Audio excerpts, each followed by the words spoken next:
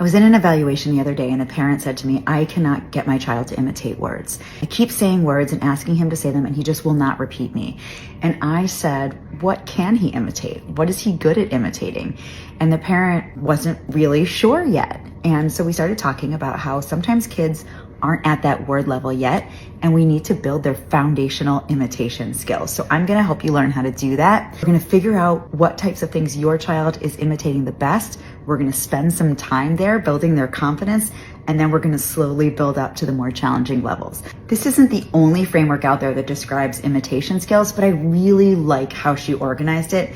The truth is, your baby starts imitating really early on. When you're face-to-face talking with your really young baby, I'm sure you've noticed that they've started to kind of turn their voice on, or they try to move their mouth as they watch you talking. But what comes next? Let's start with level 1. One of the first things that babies and toddlers imitate are actions with objects. This could be banging an object on a surface, banging two objects together in the middle. This could be them watching you put a ring on your head and saying, achoo, and then you handing it over and them trying to do it too. The key here, what you're looking for is when I do something with an object, does my child attempt to do what I'm doing? They may not get it perfect, but you can kind of tell like, oh wow, they're trying to do what I'm doing. If this is where your child is, we're gonna spend some time here. We might dump things out of containers. We might try and drive a car on a surface. We might put a spoon in a bowl. We might hug a baby doll. Think about using objects that are part of your everyday routines and favorite things that your child loves to play with. Say you're reading a book and you say, car. Can you say car? Say car. And your child is just staring at you blankly. It might mean that they're not quite at that word level yet. We might need to simplify. We're gonna talk about all the imitation skills that come before the ability to imitate words. Level 2 is imitating communicative gestures. Communicative gestures are things that we do that communicate a message. There are a range of these. So it could be shaking a head no. It could be nodding yes, but that kind of comes later. Blowing a kiss, waving. It could be pointing. It could be holding a hand out to show you an object. There are a number of things that we do that communicate messages to other people. It could also be high fives. As kids get better at imitating gestures, they might start to imitate single signs like more or eat. Those are a little bit harder. They're not usually the first ones. So if this is where your child is, you're gonna wanna spend some time here having fun using different gestures and letting your child imitate you and feel successful. Let's talk about level 3. Level 3 is imitating actions with your face and mouth. So this could be a surprised facial expression, sticking out your tongue. This could be raspberry sounds, pretending to give kisses, tongue clicking. I love using mirrors at all levels, but this level is really fun to sit in front of the mirror and practice, because when your child gets to look at their own reflection and then your reflection next to them, moving their face and their mouth, it's really fun and it gives them some extra information about how they can do just what you're doing. Let's talk about level 4. The next level of imitation is when we start to make some sounds, imitating vocalizations in play. These vocalizations are not yet words. They are sort of what I like to think about as sound effects. Pretending to cough, pretending to sneeze, achoo, making a siren noise, pretending to laugh, pretending to cry, taking a sip and saying ah, saying shh when someone's sleeping or we need to be quiet.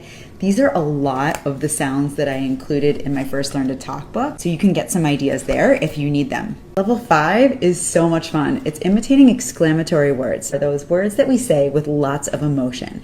We use them predictably, like in the same situations over and over again. So these are things like, uh-oh, oops, oh no, or wow, yay. There are also a lot of those in my first Learn to Talk books if you need ideas. These are so much fun to do with your kids because they're filled with emotion. You're often connecting around those big emotions and they're exciting. And babies and toddlers are just so drawn in to big emotions. So if you're using these words in your daily routines, don't be afraid to be like over the top and silly like I often am. If a child isn't ready to imitate words, they're probably imitating some other things that are simpler. So if we meet them where they are, practice some of those more foundational imitation skills, we can help them build their confidence and get to the point where they start imitating those words you're trying to help them say. Level 6 is imitating words, but within something we call verbal routines. So if you've watched my videos, you know I love things like ready, set, go, or letting kids fill in the blank with song lyrics. Verbal routines are a sequence of words that we use in the same way over and over again. They're super predictable. Babies and toddlers hear them repeated and their brains start to anticipate what's coming next. Ready, set, go is a perfect example. Counting is another example. 1, 2, 3. So you'll practice saying these things with your child in appropriate context. We're not drilling here. And then you'll pause unexpectedly and give your child a moment to fill in the blank. 1, 2, 3. And if they don't fill in the blank, you fill in the blank. And then try again later. And I guarantee you're already using verbal routines in your everyday life. You just don't realize that that's what they are. It might be when you're picking your child up and doing some rough and tumble play. Up and down, up and down. It could be when you're walking up the stairs. Up, up, up, up. Think about the ones that come naturally to you and then give your child a chance to fill in the blank. Here's the quick rundown. Level 1 was imitating actions with objects, driving a car, banging an object on a surface, putting a phone to an ear. Level 2 was imitating communicative gestures, waving, reaching, pointing, blowing a kiss. Level 3 was imitating actions with our face and mouth, shaking our head, which kind of overlaps with level 2. Level 4 is imitating sounds in play. So things like pretending to sneeze, pretending to cry, pretending to cough, saying after a drink, saying after something was so yummy. Level 5 is exclamatory words, words that we say with lots of emotion and excitement that are really enticing for babies and toddlers. Things like, yay, wow, uh-oh, oops. Level 6 was imitating words in routines, so things we always say the same way over and over again. Ready, set, go! Your child fills in the blank because they've heard it so many times. Now we're at those words that you've been working on for so long. Level 7 is imitating functional words. So if you're offering food to your child and you say, do you want to eat? They can say, eat. Do you want a cookie? Cookie. Do you want your milk? Milk. Now we're on our way to using those words independently to ask for the things that we want, to share our ideas. Finally, level 8 builds on level 7, that imitation of functional words. Now we're imitating phrases.